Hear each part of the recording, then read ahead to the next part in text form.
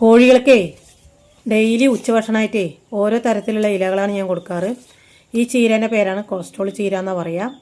അപ്പോൾ കുറേ ആൾ ഞാനിങ്ങനെ കൊടുക്കുന്ന കാണുമ്പോൾ ഇത് കൊടുക്കാൻ പാടുണ്ടോ എന്ന് ഇങ്ങനെ ചോദിക്കാറുണ്ട് കേട്ടോ. ഇത് ചീര നല്ലതാണ്, കോഴികൾക്ക് ഏറ്റവും നല്ല സാധനമാണ് കേട്ടോ. ഇതിൽ പാല് വറ്റുന്നിടക്ക് കൊടുക്കണം. 2 ദിവസമൊക്കെ കഴിഞ്ഞ് കൊടുത്താൽ ഇതിൽ ചവർപ്പ് വരും കേട്ടോ. അപ്പോൾ കോഴികൾ കഴിക്കാൻ ബുദ്ധിമുട്ടാണ്, കഴിക്കില്ല. അപ്പോൾ ഇതിന് പാല് വറ്റുന്നിടക്ക് നമ്മൾ പറിച്ചതും ഒരു 3 കെട്ടാക്കി ഇട്ട് കൊടുത്താൽ മതി. കോഴികൾ കൊത്തി കഴിച്ചോളൂ, അല്ലെങ്കിൽ കെട്ടി തൂക്കുക കൂടിൻ്റെ ഉള്ളിൽ, അപ്പം കൊത്തി കഴിച്ചോളൂ കേട്ടോ. അപ്പോൾ വീട്ടാവശ്യത്തിന് ഉപയോഗിക്കുക. ഞാനിവിടെ ഇടയ്ക്കൊക്കെ തോരൻ വെക്കാറുണ്ട്. വീട്ടാവശ്യത്തിന് ഉപയോഗിക്കുമ്പോൾ നമ്മൾ കുറച്ച് നേരം ഒരു 10 മിനിറ്റ് ക്ലീൻ ചെയ്തിട്ട് ഇല മാത്രം വെള്ളത്തിലിട്ട് വെക്കുക. അതിൽ പാല് വറ്റണം. പാല് ശരീരത്തിന് കേടാണ്, കോഴികൾക്ക് ഏറ്റവും നല്ലതാണ് കേട്ടോ ഇതിൻ്റെ പാല്. അപ്പോൾ പാല് തട്ടി കഴിഞ്ഞാൽ കൈയൊക്കെ ചൊറിയും ചെയ്യും.